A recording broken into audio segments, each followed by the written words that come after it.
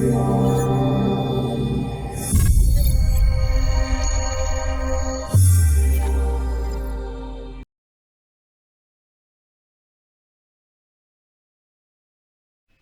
it's John here with the fourth instalment in our series of Pandemic Protection Plan videos.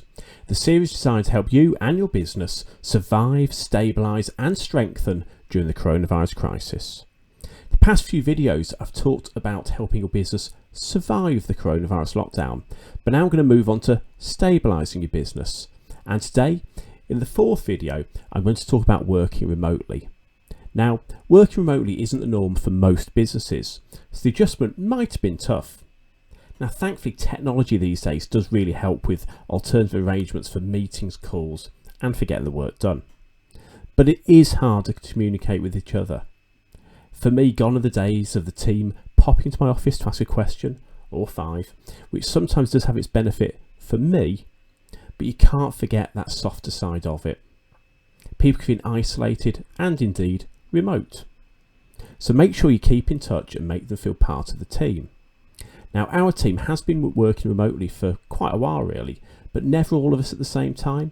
So it is different for us as well. But I've been working remotely now in one form or another for over 20 years. So I thought I'd put together some of my top tips for you and your team working remotely. So what are they?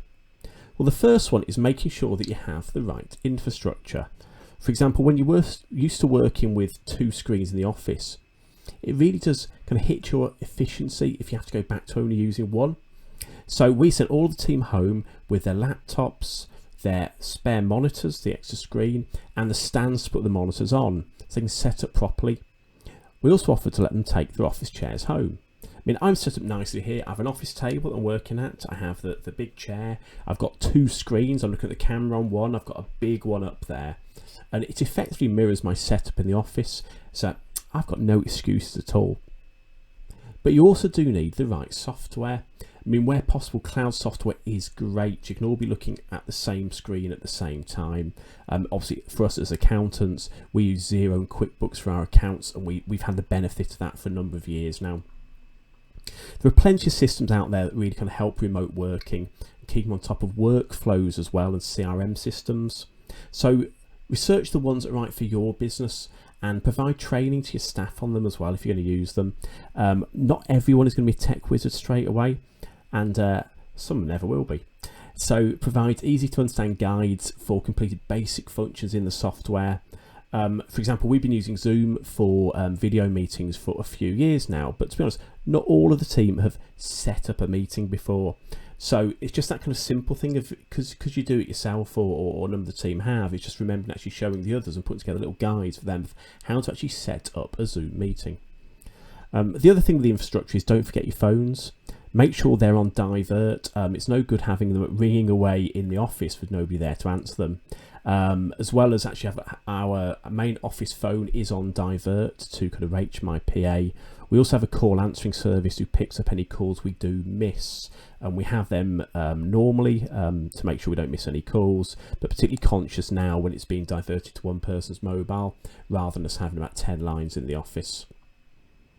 The next tip is actually have that, you've got the infrastructure, but make sure everyone has a dedicated space to work. Like I say, I work from home quite a lot, so I have a proper study that I'm sitting in now with the kind of desk and screen as I mentioned. But however you do it, you do need a proper workspace where you're comfortable. It also helps define the barriers as well. Even if you are working on the kitchen table and the lounge, that's okay, but you just need a barrier between your workspace and your home. I saw someone I know actually put a post on LinkedIn that showed them they're working on a table in the lounge, but the partner had actually put kind of the police hazard tape around the couch to stop them slacking. The next tip is set a routine. Firstly, have a kind of a morning routine to get you going. Don't just kind of sit down in your pajamas at the computer and get going. It makes sense to have a routine to actually go from what's being on home time to work time. Ordinarily, you have the commute to work and it gets you in that kind of frame of mind. But if you are working at home, you need something to make that switch. Getting dressed, getting out of pyjamas obviously does help. My old business partner actually liked to put on his suit when he worked from home because it got him into work mode. Now, it's not something that I do, but I absolutely do get the logic of where he was coming from. Now once you've done that as well though, do set a routine for your days.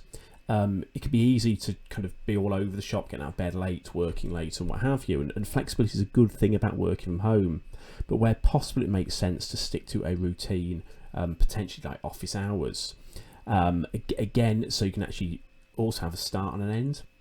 That helps again get from home time to work time. And in setting that routine, put breaks in as well. You need a break, so kind of plan them in. Do take a proper lunch break, especially the kids are at home. Go and spend some time with them and go for a walk to get away from your desk, even if it's just around the garden. I'm finding in my breaks at the minute, while the weather's nice out there, I am going out to have a quick game of badminton with the kids in the garden, because they kind of love that, and it gets me away, gives me some fresh air and gets my mind kind of going as well. Next, you've got the routine, so make a plan to fit your tasks for the day into that routine. In the office, it can be quite structured, your day, with meetings and what have you, whereas at home it kind of blur a bit and you kind of forget what you're doing or what your tasks are. So kind of make sure you have a plan and know what your tasks to get done each day are, and you do them. We have a morning team meeting by video at 9 o'clock every day, and it does help because we can actually talk to each other, set tasks for the day, and then report back the day after. Really kind of makes sense to do that, even more so when you're working from home. The next tip is to stay connected. Talk to your colleagues. That's one of the big things you miss when working remotely. When I worked at home about 20 years ago, I used to do it 1 day a week basically. I worked over in Manchester. My boss said, when you work from home 1 day a week, save on the train fare if nothing else. And that day a week was really good. It's a good chance to get my head down without the phone ringing all the time, that interruptions. I got a lot of stuff done. But when you're doing it more often, it can be a bit lonely. So make sure you do talk to your colleagues. If it's your business, make sure there's kind of interaction between the team members. Like so we have the morning meeting every day. We do that when we are in the office. We probably spend a bit longer when working from home because there's more chit chat that you don't get through the rest of the day. We also have, aside from we use Microsoft Teams, and there's kind of a group on there for chat. That's usually more the business chat, but we have a WhatsApp one which has more kind of the social stuff. You might also want to arrange social things. I know a lot of people who are doing things like quizzes for the team. Seems to be the big thing of the lockdown, the quiz.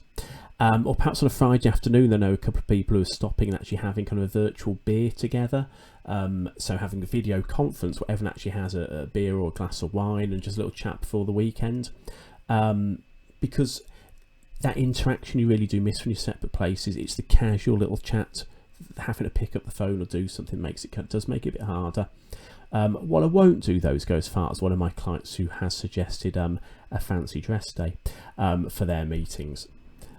The next one is kind of don't feel guilty. I think you have to tell your team that as well.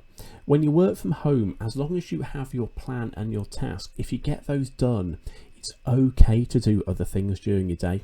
If you've got kids, it's hard not to be disrupted at some point during the day. And to be honest, you need to do stuff with them.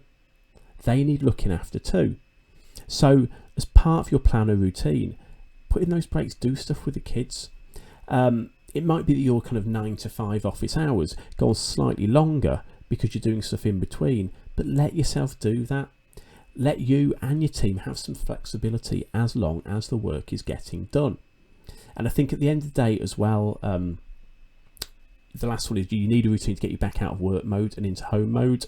As I said about my old partner, he could change out of his suit at the end of the day, and it was that thing of saying, I finished my work for the day and now I'm on home time. So there you go. There are some of my tips from 20 years of working at home. I hope you found them useful. In the next episode, I'll be talking about communication. So to make sure you don't miss it, please subscribe to our YouTube channel, and I'll see you soon.